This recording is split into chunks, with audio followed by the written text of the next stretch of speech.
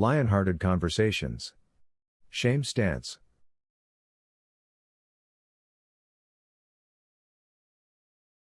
Stop, drop, and roll model. Stop. Interrupt. Slow down. Pause the conversation as soon as possible following concerning comment. Drop into humility and awareness with curiosity towards one's thoughts, feelings, body senses, and those of the others. Reflect.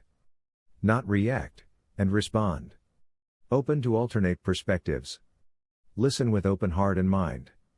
Let self and others make mistakes. The purpose of this animation is to demonstrate a shift from a shame stance to a more open stance. Students in a family counseling graduate level course are meeting synchronously online. They meet once a week. This is the 6th week of the course. Welcome back, everyone.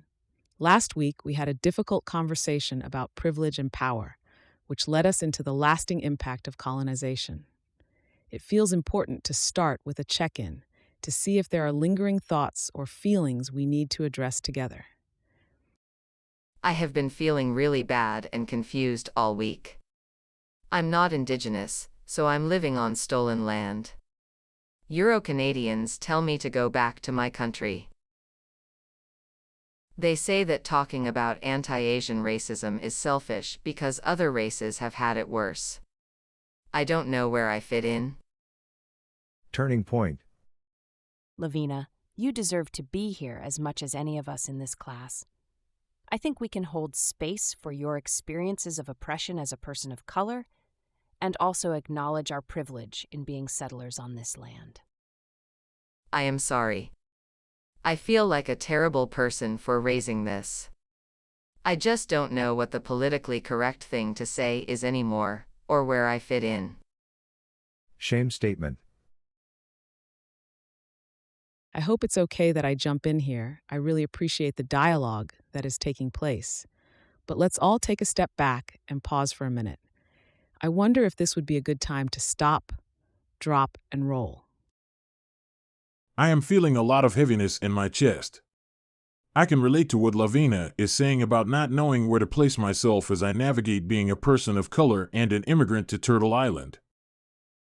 I tried to make myself appear more white in order to fit in, only to learn later that the white supremacist way of being is causing harm to others.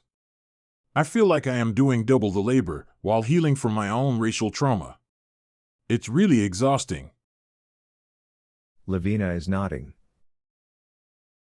Stanley, thank you for being vulnerable and sharing about your intersectional experiences. It often isn't safe to speak up and openly resist colonial systems, especially as a person of color. Stanley and Lavina, how would you support clients from your own communities who are experiencing a similar push-pull? How might the lion-hearted stances be helpful? I'm clearly sitting in the shame sphere right now, which makes me realize that to be helpful to clients from my community, I need to be kind to myself. Maybe both things can be true. I have a role to play in disrupting colonial privilege and power, and I also experience racialized oppression like others in my community. Maybe I need to reflect further about how these are related. I have been reading about white fragility. I wonder if we might talk about that in another class. I'm curious what others will think. I think that would be helpful to all of us, Stanley. Thanks for suggesting it. I appreciate that all of you are willing to keep an open mind as we continue to unlearn and relearn. Remember that making mistakes is an inevitable part of learning. I will post a couple of readings on white fragility for our next class. Feel free to add the ones you have been reading, Stanley.